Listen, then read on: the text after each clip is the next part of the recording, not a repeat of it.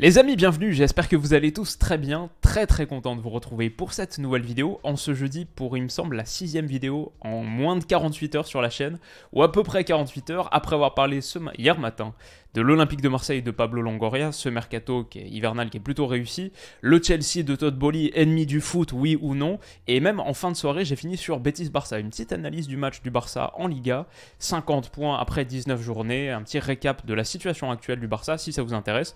J'ai pris beaucoup de plaisir à le faire, et en ce moment, faire des vidéos, c'est un énorme kiff. Le rythme productif de 2023 est tenu, et j'espère que ça vous plaît. Aujourd'hui donc, on est réunis pour parler du Paris Saint-Germain, parce que dans le même temps que ce Betis-Barça, il y avait aussi la victoire du PSG, 3-1 à la Mosson, mais au-delà des 3 points engrangés par le PSG, bien sûr une inquiétude autour de la situation de Kylian Mbappé qui est sorti sur blessure, et peut-être plus généralement autour de la constitution de l'effectif d'un PSG qui, post-mercato hivernal, semble même s'être affaibli, en tout cas qui n'a pas très bien géré cette fenêtre hivernale. Donc c'est tous les éléments de discussion aujourd'hui. On finira sur mon avis sur la question, est-ce que je pense vraiment que le PSG va sombrer et au bord de l'implosion ? Je crois qu'on peut présenter un tableau un peu plus nuancé que cette peur initiale, même si elle est avérée, même si elle est légitime. Le genou boiteux, Mbappé laisse planer le doute avant PSG Bayern. Contraint de céder, c'est un article de Culture PSG, contraint de céder sa place prématurément après 20 minutes de jeu, Kylian Mbappé a quitté le stade de la Mosson en boitant. Si Christophe Galtier s'est voulu rassurer en conférence de presse, le pépin physique du Français tombe mal à moins de 15 jours d'affronter le Bayern Munich en Ligue des Champions, parce que évidemment, c'est ça le gros truc, la grosse échéance du Paris Saint-Germain qui arrive. On est en février, on vient d'entrer dans le mois de février, ça veut dire les affaires sérieuses qui démarrent pour Paris, avec bien sûr ce choc-là dans 12 jours au Parc des Princes contre le Bayern. Alors j'ai remarqué une petite incohérence sur la blessure de Kylian Mbappé, c'est peut-être une petite incompréhension dans le feu de l'action entre Christophe Galtier et Mbappé, parce que Galtier en conférence de presse dit, concernant Kylian, il a a priori pris un coup sur le muscle derrière le genou sur un duel. Est-ce une contusion, un hématome? Nous ne le savons pas encore, mais là aussi, vu notre calendrier très chargé, nous ne souhaitons prendre aucun risque. Ça ne paraît pas très grave, donc je sens un peu la volonté de minimiser ou en tout cas faire baisser un peu le niveau de tension en plus qu'il y a en ce moment autour du PSG, mais il dit derrière le genou sur un duel, aux caméras de Canal, on a entendu Kylian Mbappé en sortant du terrain dire que c'était sur un appui qui s'était fait mal. Donc a priori pas la même l'information qui est remontée aux oreilles de Christophe Galtier, je suis pas certain qu'elle soit la bonne. On verra en tout cas. Le buteur de 24 ans passera des examens complémentaires dans les prochaines heures pour déterminer la nature exacte de la blessure. Et ça c'est très important, on va voir les infos qui sortent là bientôt, parce que disons que ce titre-là, la peur, il peut se révéler extrêmement vrai si on apprend que Mbappé rate les 2 prochains mois de compétition, que c'est un truc sérieux au genou et qu'il ne sera même pas là pour le match retour à l'Allianz Arena, etc. Versus si dans 3 jours il reprend les chemins de l'entraînement, la peur peut d'un coup baisser. Même si il y a d'autres éléments d'inquiétude. Le Paris Saint-Germain, d'ailleurs, s'inquiète toujours de la cheville de Neymar, qui n'était pas là contre Montpellier. Lui aussi, il a un souci physique. Et post-Coupe du Monde, avec tout ce qui s'est passé autour du Brésil, on peut imaginer que physiquement comme psychologiquement, pour Neymar, la situation, elle est assez compliquée en ce moment. Ce qui a conduit d'ailleurs l'équipe à titrer, plus sur le cas Mbappé, mais ce qui a conduit l'équipe à titrer, mauvais démon. Le PSG a remporté une victoire précieuse à Montpellier, mais la sortie de Mbappé blessé rappelle de tristes souvenirs à moins de 2 semaines du 8ème de finale aller de Ligue des Champions face au Bayern. Toujours cette échéance qui se rapproche. Donc voilà, aujourd'hui j'ai envie de poser cette question. Le Paris Saint-Germain est-il à la veille d'une implosion, au bord du précipice, en train de sombrer? Qu'est-ce qui se passe à Paris et faut-il véritablement s'inquiéter? La première chose que je dirais, c'est que, ouais, sur le cas Luis Campos, sur le travail de Campos qui a été fait sur ce mercato hivernal, c'est insuffisant. L'affaire Ziyech, c'est sûr que Chelsea est fautif, on en parlait un petit peu hier, mais quand même, je pense que si tu te retrouves dans cette situation-là au dernier moment, alors que ton secteur offensif manque vraiment de profondeur, c'est aussi le Paris Saint-Germain qui n'a pas assez bien travaillé sur ce dossier. Le cas Milan Skriniar, à la rigueur, ça je peux le comprendre d'un point de vue stratégie optimale, dans le sens où il sera libre dans 6 mois, pourquoi payer 10, 15, peut-être même 20 de ce qu'on entendait parler, millions d'euros pour 4-6 mois, mais tu manques aussi un petit peu de profondeur du coup, en n'ayant pris personne sur ce poste de central pour les prochains mois. Et il y avait aussi la piste Yohan Bakayoko, donc ça s'est pas fait, mais on a parlé de Cherki, de Malcolm.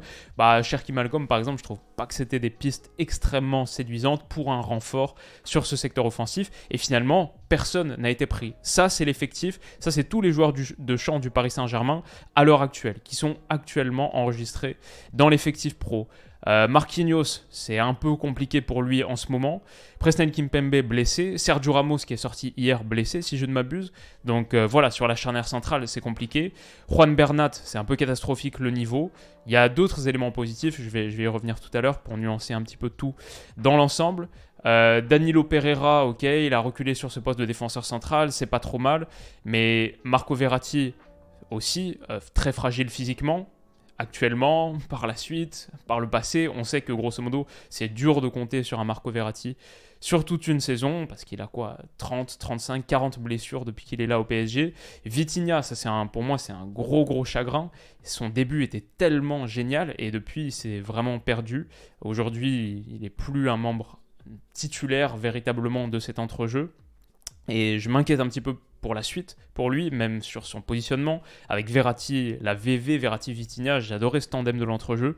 Là, voilà, c'est une petite inquiétude. Carlos Soler, le niveau est assez faible. Renato Sanchez, il a fait une bonne entrée contre Montpellier, mais on sait que c'est extrêmement inconstant, notamment physiquement. Encore une fois, c'est beaucoup le souci avec ce Paris Saint-Germain. Et enfin, on arrive sur peut-être le plus gros point d'inquiétude, ce secteur offensif, où, ok, Yessousni vient de signer son contrat pro, mais je pense pas qu'il va jouer des minutes en Ligue des Champions cette saison. Garbi, il devait être prêté, si je me trompe pas, ça n'a pas été le cas. Il y a 4 joueurs en fait. Il y a 4 joueurs, l'AMNM plus Hugo Ekitike, qui malgré un bilan statistique pas inintéressant, sur le terrain un petit peu du mal à trouver sa place, c'est normal. Il est encore extrêmement jeune, il n'a pas eu beaucoup de minutes pour monter en puissance. Donc tu as juste l'AMNM plus Ekitike, qui n'est pas vraiment un super sub, qui est pas un vétéran, qui est pas très capé. Et je pense pas qu'il ait de minutes de Ligue des... Enfin, oui si, mais avant cette saison, il n'a pas de minutes de Ligue des Champions. Et Neymar, physiquement, ok, et Mbappé est peut-être out. Donc c'est très compliqué, tu te retrouves dans une posture très compliquée. 48 heures, 24 heures après la clôture de ce mercato hivernal, c'est que le travail de Campos, il n'a pas été suffisant, que ce soit l'été dernier ou là actuellement, sur ce mercato hivernal, pour construire un effectif qui peut véritablement faire face aux échéances qui sont celles du Paris Saint-Germain. Donc ce travail de Campos insuffisant, pas avoir assez de profondeur, ça me semble être un véritable problème quand tu as autant de tes joueurs qui sont fragiles physiquement. Neymar, Verratti, Sergio Ramos par exemple, 3 titulaires qui devraient être des titulaires en puissance, même si le niveau de Ramos, ok, on sait, ils sont si fragiles que tu ne peux pas véritablement compter sur eux, donc tu as besoin de beaucoup plus de profondeur, et quand Mbappé se blesse, tu te retrouves dans cette situation. Je dirais que le travail de Campos est insuffisant pour l'instant, je dirais aussi que le travail de Galtier, même si les conditions ne sont pas évidentes, je pense aussi que le travail de Galtier, il est un peu insuffisant. Actuellement, on a un Paris Saint-Germain, quand Neymar est là, c'est le 7+3 plus que jamais. Les offensifs, encore Neymar c'est peut-être celui qui défend le plus du trio, mais les offensifs, sont exempts du travail défensif, et c'est quelque chose qu'on espérait voir avec l'arrivée de Christophe Galtier, un trio qui presse un peu plus, ou une équipe qui réussit à presser de meilleure manière. Donc ça, c'est une inquiétude. Et moi, au-delà de ça, je vois le fait qu'il n'y a pas vraiment de solution qui a été trouvée au milieu. Il n'y a pas de système clair au Paris Saint-Germain. Ce 4-1-3-2, personnellement, il ne me convainc pas du tout. Danilo Pereira en 6, je me demande s'il ne serait pas meilleur en tant que central. Vitinha en numéro 10, comme ça, pointe haute du losange. On sait que ça ne marche pas très bien en relayeur dans ce losange, mais ça ne marche pas bien en 10 non plus. Carlos Soler, dans cette position, c'est assez dramatique. Il y a juste Fabian Ruiz qui revient à un bon niveau. Et on va en reparler, qui a fait sans doute son meilleur match, qui sort de 2 bons matchs. Ça, c'est un motif de satisfaction. Et il y a 2-3 trucs qui sont bien aussi. Mais ouais, ce système-là, il ne me convainc pas. Et l'animation globale du Paris Saint-Germain, que ce soit sans ballon, avec ballon, ne me convainc pas. Quand tu vois les matchs du PSG, le jeu, c'est pas convaincant. Et donc le travail de Galtier, qui est censé structurer tout ça, me paraît insuffisant aussi. Malgré tout, il y a quand même des points positifs pour ce PSG. Je vais dire déjà un effectif qui manque de profondeur, c'est vrai, mais qui a de la qualité et qui a de plus en plus de petites histoires intéressantes à suivre. Zaïre Emery, c'est pour ça que je l'ai mis pour faire la transition vers les bonnes nouvelles, mais pas que. Quand on regarde là les joueurs de champ du PSG à nouveau, le bon niveau que retrouve Fabian Ruiz, ou que trouve Fabian Ruiz pour la première fois de son expérience au PSG, ça c'est quand même pas mal. Zaïre Emery, dont on a parlé, franchement, je ne sais pas s'il peut arriver sur un match contre le Bayern titulaire, mais à 16 ans, ce qu'il montre, c'est quand même hyper impressionnant, et il y a un gros potentiel. Il peut jouer un rôle même de doublure. Il pourrait avoir des minutes sur cette double confrontation contre le Bayern, et ce ne serait pas choquant, je pense, la prestation qui sort. Mukiele, On a vu que c'était pas mal aussi. Et Hakimi plus Nuno Mendes qui reviennent, le Paris Saint-Germain, là, n'a pas à rougir de la qualité de ses latéraux. C'est la deuxième ou la première meilleure paire de latéraux du monde, euh, aux côtés de celle que le Paris Saint-Germain va affronter dans quelques semaines, quelques jours. Bien sûr, Cancelo Davies. Mais Mendes qui revient, plus Hakimi qui est vraiment à un top niveau, ça, c'est quand même de bonnes choses. Et ouais, il y a quelques bonnes nouvelles récentes aussi. Il n'y a pas que des mauvaises choses dans cet effectif du Paris Saint-Germain, dans les nouvelles du PSG. Il y a aussi de bonnes nouvelles récentes. Maintenant, voilà, beaucoup de choses vont dépendre, évidemment, de la qualité de cet MNM et est-ce que Mbappé sera blessé, oui ou non. Mais juste pour dire, il y a quelques bonnes nouvelles. Et enfin, je dirais, est-ce qu'il faut véritablement avoir peur? Est-ce que c'est la grande inquiétude? Voilà, on voit cette une. Moi, je vais dire que c'est un peu classique en fait pour le Paris Saint-Germain. Ça, c'est un peu le scénario routine de janvier-février. Est-ce que le Paris Saint-Germain a déjà vécu un mois de janvier ou un début de mois de février serein? Est-ce que le Paris Saint-Germain est déjà arrivé face à son huitième de finale de Ligue des Champions en étant extrêmement confiant, en se disant que tout fonctionne bien, tout marche bien? Comme l'équipe de France avant un grand tournoi, finalement, c'est toujours panique à bord, que ce soit dans les médias, dans tout ce qu'on entend autour. La montagne d'inquiétude autour du PSG, comme c'est le cas autour de l'équipe de France avant une grande compétition, c'est la routine. Et on sait qu'une fois que la musique de la Ligue des Champions retentit sur un grand match, un huitième de finale contre le Bayern, ouais, le résultat, il peut être tout autre et on a un effectif qui généralement se mobilise pour y faire face. Alors il faut bien sûr que l'homme clé de cet effectif soit là, soit disponible. Ça, c'est une vraie inquiétude, on va pas se mentir, ça c'est une énorme inquiétude. Mais comme toujours avec le PSG, on est obligé de dire la même chose. Les leçons qu'on peut tirer de ce qui se passe avant les grands matchs de Ligue des Champions, elles sont toujours extrêmement réduites. Et ouais, j'appliquerai la même analyse là à ce qui se passe aujourd'hui, même si c'est inquiétant. Je vais dire aussi qu'en face, le Bayern, c'est pas une équipe qui arrive en mode foudre de guerre. Alors ils ont remporté contre Mainz peut-être en Coupe d'Allemagne hier ou avant-hier 4-0. Mais sinon en championnat par exemple sur 18 journées pour l'instant, 7 nuls, une défaite. Ils gagnent seulement un match sur deux. Ils sont sur 3 nuls consécutifs. En Bundesliga, un seul petit point d'avance sur l'Union Berlin, leur dauphin. Donc c'est pas le Bayern qui roule au compresseur type Hansi Flick, qui marche sur son championnat et qui marche sur l'Europe. Même s'ils se sont bien renforcés au mercato hivernal, hein, même si je trouve que c'est une très forte équipe, que je les mettrais top 4 dans mes favoris, mes prétendants à la victoire finale bien sûr. Mais voilà, c'est l'adversité que le Paris Saint-Germain va rencontrer doit aussi être un petit peu nuancée.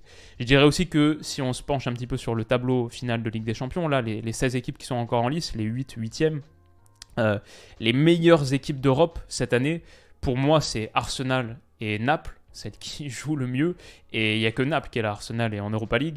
Naples n'a pas remporté de Ligue des Champions de son histoire, donc c'est dur de les mettre aussi comme un cadeau absolu pour cette compétition.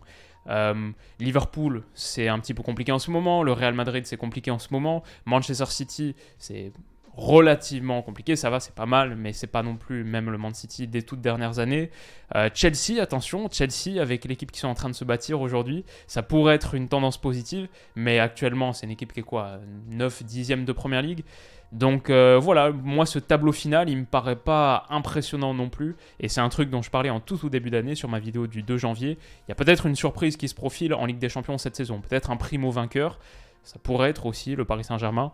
Voilà, je trouve pas que le tableau final est véritablement terrifiant. Même, je sais pas, des équipes qui actuellement sont vraiment pas mal, Barça, Manchester United, sont pas dans la compétition. Donc ouais, c'est aussi un truc à considérer quand on se dit ouais, le Paris Saint-Germain est vraiment pas armé pour la victoire finale en Ligue des Champions. C'est une question que je vous posais ce matin sur Twitter et je crois que c'était est-ce que le PSG est armé pour aller la remporter cette saison? C'est 15% de oui, 85% de non, un truc comme ça. Moi je dis toujours ouais, mais il faut regarder en face aussi. Qu'est-ce qu'il y a en face? Le PSG n'est pas hyper rassurant en ce moment, mais c'est quoi les autres prétendants? Et actuellement, le niveau des autres prétendants ne me paraît pas démentiel ou démesurément supérieur à celui du PSG. Voilà, je dirais même aussi qu'en Ligue 1, même si Marseille fait le taf derrière, avec la défaite de Lens contre Nice et la victoire de l'OM contre Nantes, bon, ils prennent la place de Dauphin, ils sont qu'à 5 longueurs du PSG, mais 5 longueurs, c'est 5 longueurs, et le Paris Saint-Germain qui retrouve la victoire après une série un petit peu plus compliquée. Le PSG s'est repris et pas non plus troisième et largué pour la bataille au titre en championnat. Donc ça aussi peut-être qu'il faut que ça nuance un peu l'inquiétude.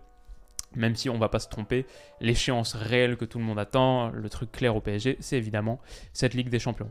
Mais voilà grosso modo ce que je pensais, un petit avis rapide sur la situation du PSG en ce moment, en attendant de voir ce qui va arriver pour Mbappé. Qu'est-ce que vous en pensez? Comment vous voyez les choses? Supporters parisiens, faites-moi part de vos avis. Et on se retrouve demain pour au moins une vidéo relative au mercato hivernal. Avec Stan, là, dans quelques heures, on s'enregistre pour faire un top 10. On va choisir 5 noms chacun. Un top 10 des meilleurs coups du mercato. Pas forcément les plus gros noms, mais certains gros noms. Parce que moi, dans mes top coups que j'ai pas encore constitués, je vois d'emblée certains gros noms. Mais aussi des petites pioches intéressantes qui vraiment permettent au club de passer une étape supérieure dans leur qualité collective. C'est ce qu'on va faire dans quelques heures. Rendez-vous demain pour voir ça.